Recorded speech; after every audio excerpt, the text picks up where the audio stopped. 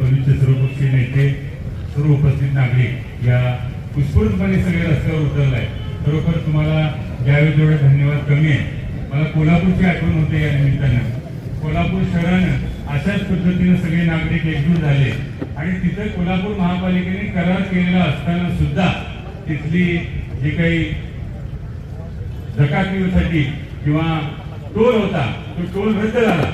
तर इथं तर नगरपालिकेचा कुठलाही ठराव न करता मागच्या ठरावाच्या आधारे त्यांनी ही अन्यायी दरवाढ केली आहे. एका बाजूला शासनाच्या आडाला तुम्ही लढताय, मग आज सर्वपक्षीय या ठिकाणी मोर्चा होता, त्यात तुम्ही येणं भाग होतं. आज या ठिकाणी शिवसेना उद्योग गटाचे विनायक साहेब या ठिकाणी आले, पण तुम्ही काय येत नाही. एका बाजूला सरकारच्या विरोधात तुम्ही सरकारचा नावाने लढताय, प्रशासनाच्या आडाला लढताय आणि प्रशासनाने दिलेला शासनाने दिलेला निधी तुम्ही खर्च करत नाही, तो पाठीमागं पाठवताय. म्हणजे विकास करायचा आहे तुम्हाला, पण विकास करण्यासाठी तुम्हाला या ठिकाणी कर वाढवायचा आहे. पण कर वाढवत असताना जसं रावसाहेब बोंदे साहेब म्हणाले की तुम्ही न्याय पद्धतीने वाढवा.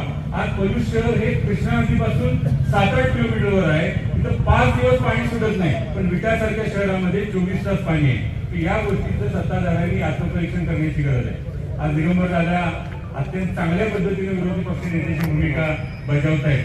आबा विरोधी पक्ष सरकार असताना विरोधी पक्ष नेते म्हणून आबांनी फार चांगलं काम केलं आणि आज सत्ताधाऱ्यांच्या विरोधातला आवाज म्हणून सर्वसामान्यांचा प्रश्न घेऊन ते रस्त्यावर उतरत आहेत. आणि आज त्यांचा जो मोबाईलवर त्यांनी व्हिडिओ ऐकवला, म्हणजे लाव तो व्हिडिओ, अशा पद्धतीनं दादांनी या ठिकाणी आपल्या सगळ्यांची भूमिका मांडली. दूध का दूध और पाणी का पाणी त्यांनी आपल्या पुढे मांडलं. सत्ताधाऱ्यांनी या बाबतीत या सर्व नगरसेवकांना विश्वासात घेऊन तो ठराव समोर यांच्या आणून विचार निर्णय करून मग तो दरवाढ करणं अपेक्षित होती.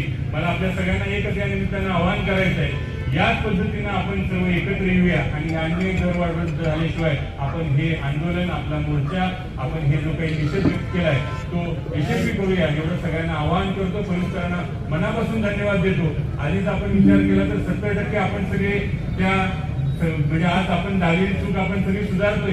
तसं बघायला गेलं तर सत्ताधाऱ्यांच्या विरोधात 70% इथला कौल आहे. फक्त तो कौल एकत्रित करायचा आहे आपल्याला आणि त्या माध्यमातून हा अन्याय दरवाढ आपल्याला थांबवायचा. त्यासाठी सगळे एकत्र येऊया एवढंच आवाहन करतो आणि थांबतो. जय हिंद, जय महाराष्ट्र. धन्यवाद.